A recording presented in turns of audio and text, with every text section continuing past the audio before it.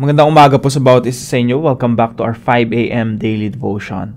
So, tuloy-tuloy pa rin po. 365 Bible verses everyone should know. Matatapos na po natin yung for the month of January.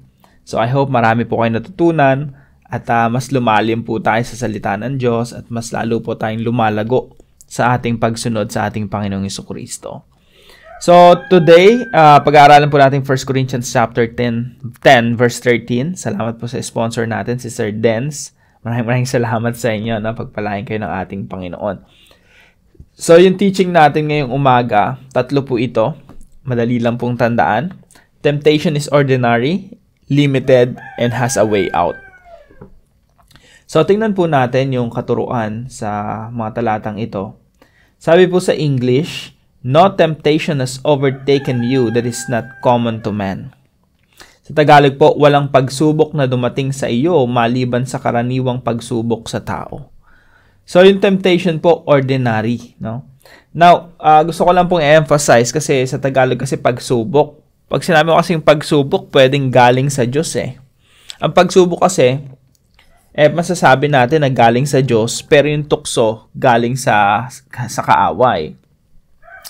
So, ang Greek word kasi na ginamit dito ay perasmos. So, mas maganda na i-translate ito na temptation. Kaya dito sa devotion natin, puro temptation yung ginagamit natin.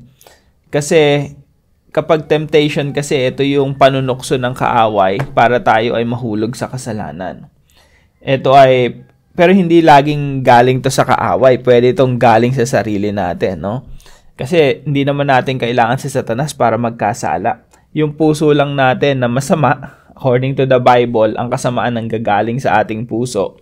So, you don't need Satan to do evil. Sa sarili lang natin, sabi ni Jesus Christ, di ba? Galing sa ating puso, nagmumula yung mga kasalanan. So, yung temptation, sabi po rito, ordinary lang. Walang pagsubok na dumating sa iyo maliban sa karaniwang, ibig sabihin ng karaniwan, ordinary, pagsubok sa tao. So, dito pa lang makikita na natin na ang tukso pala something na pwede nating matakasan. Okay? Walang tukso na extraordinary na talagang mahuhulog ka sa kasalanan, no? Walang tukso na hindi natin kayang lampasan. Kasi lahat po ng tukso ordinary, pangkaraniwan lamang sa mga tao. Okay? Ang mahirap niyan, ang kinakaharap mong tukso, talagang sobrang laki, sobrang bigat, sobrang tinding tukso na hindi pangkaraniwan sa tao. Kung meron mang ganong tukso, ibig sabihin, hindi natin talaga malalampasan. Pero ang sinasabi ng banal na kasulatan, ang tukso ay pangkaraniwan, ordinary. Ibig sabihin, lahat ng tukso ay kayang lampasan, no? Walang tukso sa mundo na hindi kayang lampasan kasi ordinary lang ito. Pangkaraniwan sa tao. Walang extraordinary na tukso. So, number 2, temptation is limited. Ano pong ibig sabihin nito? Sabi sa Tagalog, ang Diyos ay matapat na hindi ka pababayaang masubok ng higit sa makakaya mo. So, yung Diyos po natin ay tapat. Hindi kanya pababayaang masubok ng higit sa makakaya mo. Ibig sabihin po, lahat ng tukso na dinadanas natin limited according to what we can face, according lang sa kaya nating lampasan. So, wala pong temptation na darating sa buhay natin na lampas sa kakayahan natin upang lampasan. So, it limited. Lahat ng temptation na kakaharapin natin ay limited lamang. Sino yung naglilimit? Yung Diyos. Okay? Kung meron man tuksong dumating sa atin, titingnan na ng Diyos yan. Kaya ba lampasan yan? Kung hindi kaya lampasan, hindi yan ibibigay sa'yo. Okay? Hindi yan iaalaw ng Diyos. Okay? Kumbaga sa panahon ni Job, kasi si Satanas humihingi ng permission kay Lord bago tuksoin si Job. So si Lord, sinasabi niya, sige, gawin mo, pero mananatiling tapat sa akin yan si Job. So, kahit si Satanas, hindi pwedeng makapanukso ng higit pa sa makakaya ng tao. Kasi merong Diyos na kailangan masala, no? something interesting sa Book of Job na even si Satanas humingi ng permission sa Diyos para tuksohin si Job. So, temptation is limited. Pangatlo, temptation has a way out. Lahat po ng tukso, merong daan palabas. Sabi dito, kasabay ng pagsubok o ng tukso, gagawa ang Diyos ng paraan para makaligtas ka nang sa gayon makayanan mo ang pagsubok. Sa English po nito, God will provide the way of escape, the way out. Temptation has a way out. So, hindi lang po ito para makaligtas ka o makayanan mo yung pagsubok. Sa Greek po nito, sa original language kung saan sinulat yung Corinthians, way of escape ang ginamit.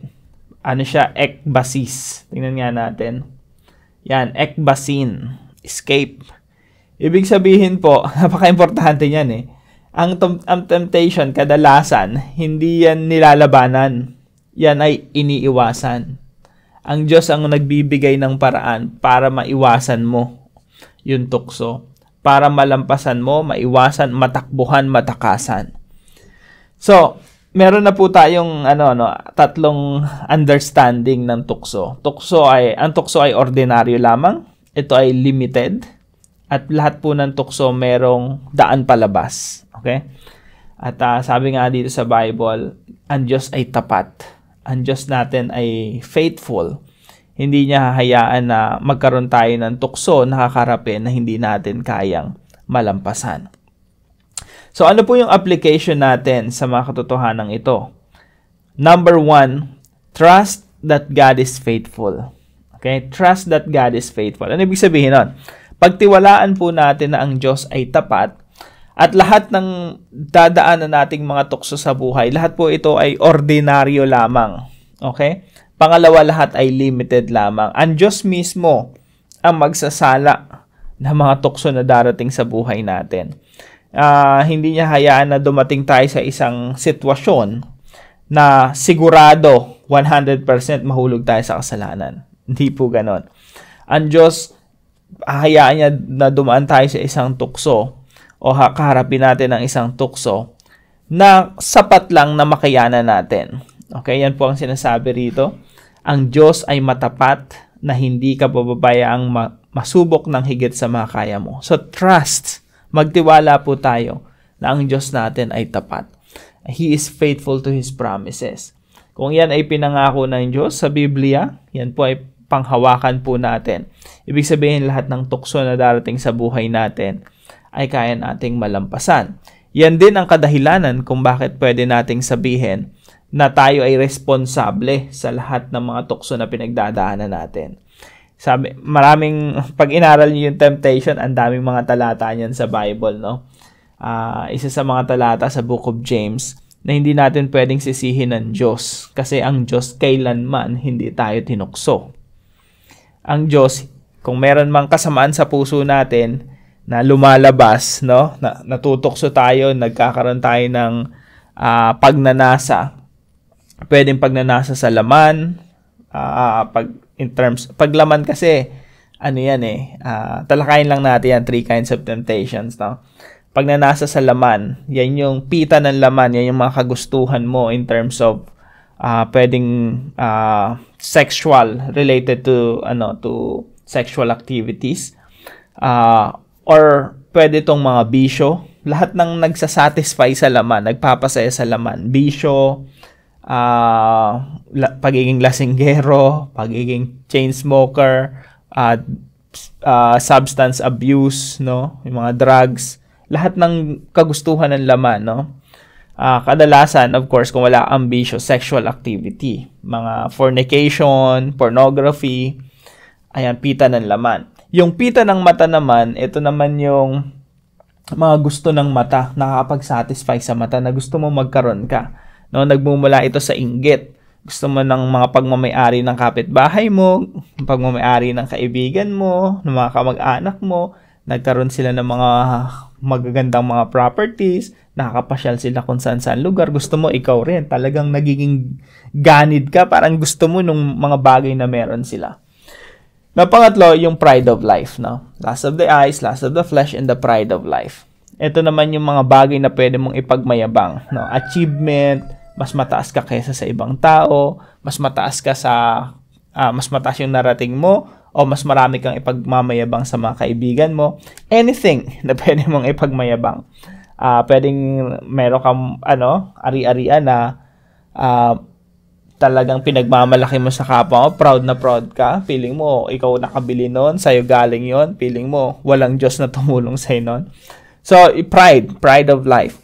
Yung pride kahit nasa paglilingkod ka sa Panginoon, nasa church ka, no? Galing-galing mo mag-preach, no? Pinapalakpakan ka ng tao, galing mong kumanta, talented ka, musician ka, no? Tas sobrang galing-galing mo, talagang gustong-gusto mo ng palakpak ng tao, applause, papuri ng mga tao. That's the pride of life.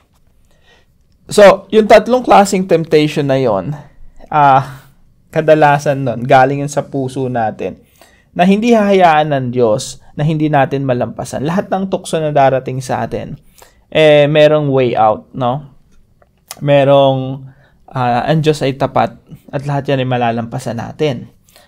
Now, kung hindi man natin malampasan, nagkasala tayo, we are responsible. Kasi tukso, galing sa puso natin yun eh. Kaya kailanman din natin pwedeng sisihin ng Diyos na, Lord, bakit mo ko tinukso? Kasi never kang tinukso ng Diyos. No? So, trust that God is faithful. Follow God's way out.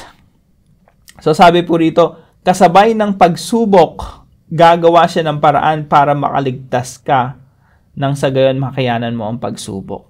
So, kasabay daw ng tukso, kung merong tukso sa buhay mo, kasabay noon, meron kang escape, meron kang way out, merong daan palabas. At yung Diyos po natin, tapat, sisiguraduhin niya na merong tutulungan ka niya na magkaroon ka ng daan palabas o pagtakas doon sa tukso na yon. Pangatlo po, flee from temptation. Ayan, magkarugtong po yung dalawa na yan. Follow God's way out. Kasi magpro-provide ang Diyos sa iyo ng fire exit. Ngayon, ikaw na nadadarang sa apoy, kailangan tumakas. Kaya makikita niyo po sa Bible, especially sa mga sulat ni Apostol Pablo, yung salitang flee, fugo, o kapag command siya, fuge. Ito, flee. Anong ibig sabihin ng flee? Parang sa panahon po yan ni Joseph, no? Nung tinutokso siya araw-araw ng asawa ni Potiphar. Ang ginagawa niya, tumatakas siya. Kaya ang tukso po, kadalasan po, hindi po yan nilalabanan. Yan po ay tinatakasan. Kung ikaw ay alam mo nang matutukso ka sa isang babae o isang lalaki na hindi mo asawa, wag mong ilagay yung sarili mo sa sogo. Diba? Wag mong ilagay yung sarili mo sa isang sitwasyon na nadadarang ka sa tukso. Kasi kapag ikaw nandun ka sa isang sitwasyon, no, na in-entertain mo yan, talagang inisip-isip mo, mineditate mo pa yung mga tukso na yon, talaga naglalaro sa isip mo, tapos kasama mo pa yung tao, o kaya kung hindi naman sa ibang bagay, no, mga bagay na nadadarang ka sa tukso, tandaan natin, parang apoy yan tukso na yan. Sigurado mapapasok ka dyan, masusunog ka dyan. Kaya ang Diyos naglalagay ng fire exit. Gusto ko tong picture na to, no? Alalahanin natin na yung salitang fire exit. Pag natutokso ka, merong fire exit ang Diyos. Hanapin mo yon, puntahan mo, flee. Takasan mo yung tukso. Now, hindi ko sinasabi na kapag nasa government ka, daming tukso dyan, no? Hindi ko sinasabi na mag-resign ka. Kung hindi mo talaga kaya, mag-resign ka. Pero, kasi ang principle ko kasi dyan, we influence the world. Hindi lagi tayong, porke mahirap, corrupt yung isang system, lagi kang tatakas. Ibig sabihin lang yan, kung lahat ng mga Christian, tatakas, para mo na ring pinabayaan yung gobyerno sa kamay ng kasamaan. So, mga Kristiyano, we are called to influence the world. So, nilagay ka dyan ng Diyos, may calling ka dyan kung ikaw ay government official, may calling ka na magsimula ng pagbabago dyan. Hindi tayo laging patakas. Now, kung sakali naman na ikahuhulog mo yon, ay mas mabuti ng tumakas kesa sa paglabanan mo yung tukso, no? So, kailangan mo ipag-pray din, i-balance mo, At tingnan mo yung leading ng Lord sa iyo. So, trust that God is faithful, follow God's way out, and flee from temptation. No? Para po sa ating discussion, sharing time natin, did you face temptations recently? Or right now? Are you facing temptations right now? How did you deal with it? Share po natin yan sa ating mga discussion group. And para sa ating prayer right after this, Lord, when being tempted, help me to find a way out and enable me to escape. Yan po yung magandang panalangin. At para po sa comment section natin, what have you learned from our devotion today? Share po natin sa comment section and please share this devotion to your family and friends. Yun lamang po. God bless you po. See you po tomorrow.